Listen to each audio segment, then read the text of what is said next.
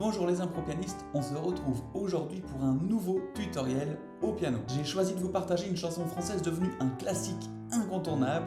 Il s'agit de En chantant de Michel Sardou. On va voir ce qui compose cette chanson, les accords, la mélodie et pourquoi on ne s'ennuie pas en l'écoutant alors qu'elle est très répétitive. Restez bien avec moi pour découvrir ce qu'utilise Michel Sardou dans cette chanson car vous pourrez l'intégrer dans votre jeu.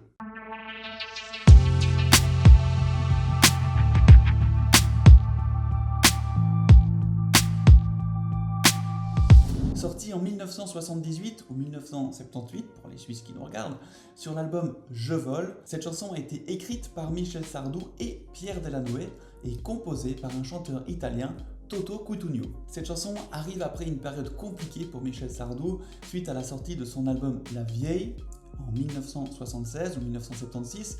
Il était pris dans de grandes polémiques et il a souhaité revenir à quelque chose de plus universel, quelque chose de plus léger, et cette chanson En chantant fut un énorme succès. Il faut savoir qu'avant cette chanson-là, dans l'album La Vieille, c'était des chansons très engagées et ça lui a pris énormément d'énergie. La construction de cette chanson est super intéressante avec une petite ritournelle en chantant qui vient ponctuer les phrases de manière répétitive et un refrain qui arrive toutes les deux phrases. La phrase mélodique a très bien été écrite, elle est facile à retenir et on a envie de chanter avec lui.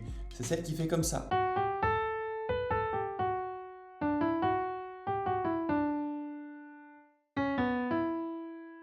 Et on refait le même dessin depuis le Mi.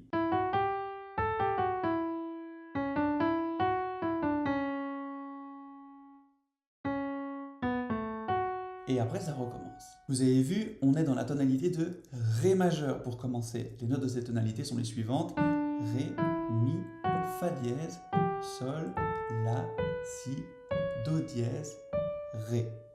On commence alors sur le Fa dièse. Dans cette phrase mélodique, on voit que les notes sont conjointes, sauf quand il fait en chantant. Sinon, on a que des notes conjointes, on va d'un peu plus bas. Que des notes conjointes, en chantant. Et ici, il fait un saut de carte, il reprend le même dessin mais plus bas.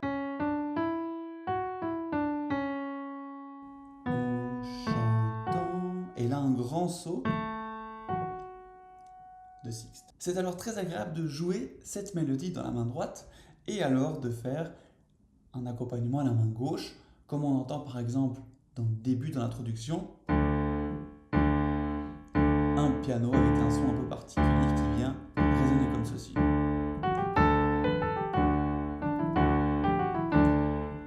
Et on peut alors jouer ça les mains ensemble.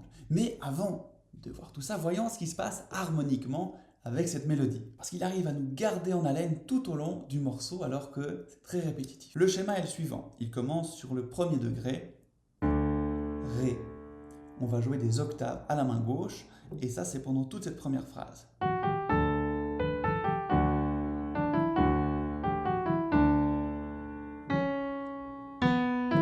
Et là quand il arrive sur le Si, Mi, on va jouer un deuxième degré Mi mineur. Donc le premier accord c'était Ré majeur et le deuxième Mi mineur.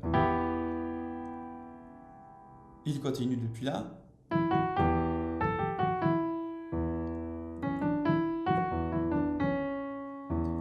Et là il vient sur le La majeur, c'est la dominante, qui nous fait revenir au 1. Donc pour l'instant, rien de bien compliqué. Premier degré, Ré majeur. Deuxième degré, Mi mineur. Cinquième degré, La majeur. Retour à la maison en Ré majeur. Maintenant, voyons la deuxième phrase mélodique qui commence pareil, mais qui finit différemment. Donc on recommence.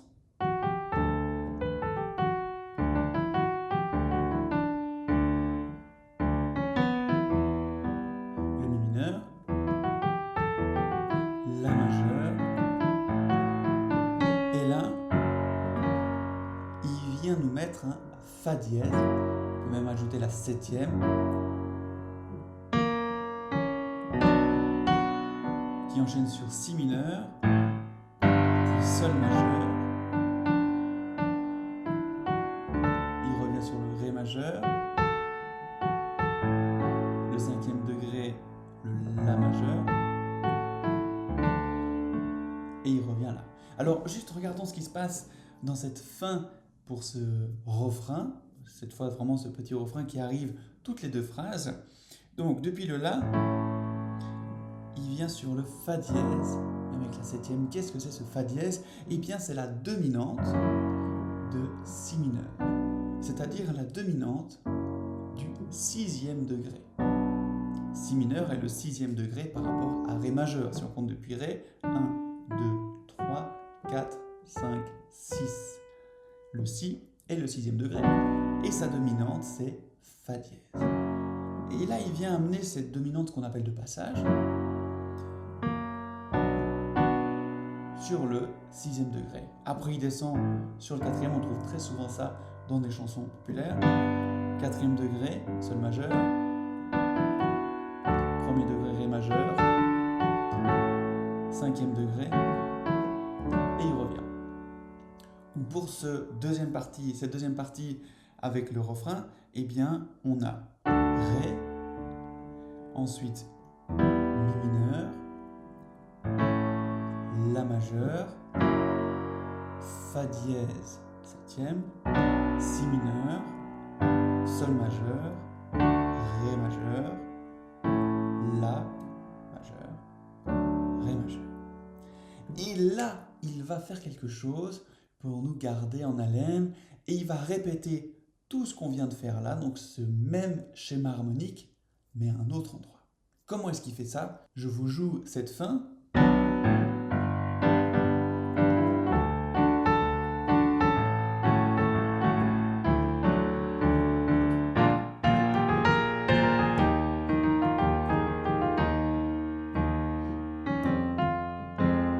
Vous avez vu ce qu'il fait? Il vient plaquer un Si bémol 7 pour repartir en Mi bémol. Alors qu'est-ce qui se passe? Je change la tonalité et c'est parti. À la fin du refrain, eh bien, il va reprendre le même schéma, mais il va le transposer un demi-ton plus haut. Au lieu d'être en Ré majeur, on sera maintenant en Mi bémol majeur. Et il va refaire exactement le même schéma harmonique en Mi bémol majeur. Ça aura pour effet de redonner de l'élan, de l'énergie parce qu'on monte d'un étage. Pour transposer, il ne se casse pas la tête. Quand il arrive à la fin, en Ré majeur, il va simplement plaquer l'accord de dominante, l'accord de 5e degré, de la prochaine tonalité. C'est-à-dire ici, Si bémol, à laquelle il ajoute le La bémol pour la 7e, et ça nous permet de passer en Mi bémol majeur. Donc tout simple, il saute sur le 5e degré de la prochaine tonalité, sur la dominante, et paf, il embraye avec la même structure dans la nouvelle tonalité. Et c'est alors là que l'harmonie et la connaissance des degrés prend toute son importance. Parce que si on arrive à extraire ce schéma en degrés, en Ré majeur comme on l'a fait tout à l'heure, et bien lorsqu'on va vouloir transposer en Mi bémol, ce sera alors très facile. On va simplement devoir faire clic dans la tête, et le 1er degré est Mi bémol. Ensuite, on sait qu'on doit aller sur le 2e, le Fa mineur en l'occurrence. On va sur le 5e, Si bémol.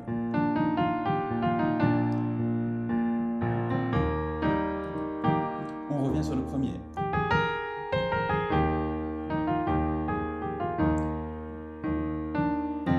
Je repars sur le 2e.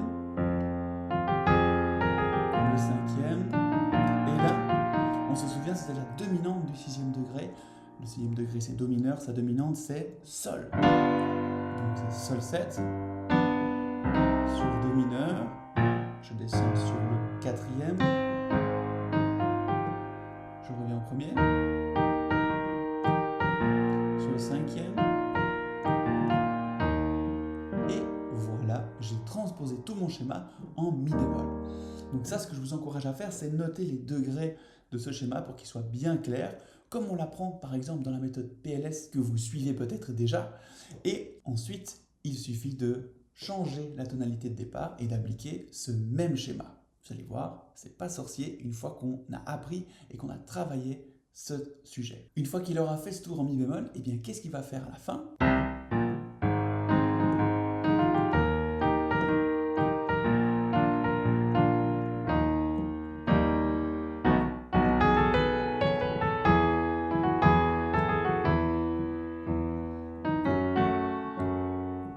Cette fois, vous avez tout compris? Eh bien oui, encore une fois, il transpose un demi-ton plus haut. Et qu'est-ce qu'il va faire à ce moment-là? Le demi-ton plus haut, c'est quoi? C'est Mi. Donc il va transposer en Mi majeur, il reste toujours en majeur. Et il va sauter alors sur sa dominante pour passer en Mi majeur, c'est-à-dire le Si septième, Si ri des fa dièse, qui lui permet de sauter sur Mi majeur. Vous voyez que chaque fois l'armure change énormément, ces tonalités n'ont pas d'autre lien entre elles, si ce n'est le demi-ton d'écart. Et du coup en Mi majeur, on répète alors le même schéma. Si je vous fais le tout depuis le début, ça va donner quelque chose comme ça. Je vais vous jouer ces 3 tonalités à la suite, comme ça vous avez ça dans l'oreille, vous pouvez travailler avec cette vidéo. D'ailleurs, si elle vous a plu, mettez un gros pouce en l'air pour me le faire savoir. N'hésitez pas à me mettre en commentaire vos questions ou vos suggestions pour d'autres chansons que je pourrais analyser comme celle-ci. Et si vous avez envie d'aller plus loin, d'entrer dans ce monde de l'harmonie, de l'improvisation, de comprendre la musique qui vous entoure pour vous faire plus plaisir au piano, eh bien je vous ai préparé 2 cadeaux en description.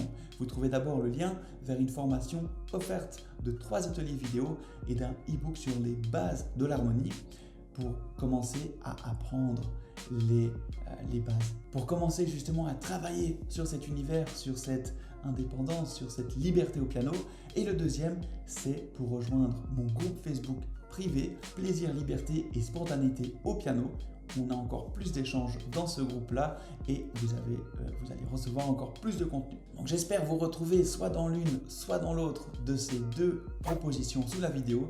Je vous dis à très bientôt. N'oubliez pas de vous abonner à cette chaîne pour recevoir encore plus de contenu. À bientôt, c'était Martin. Ciao, ciao.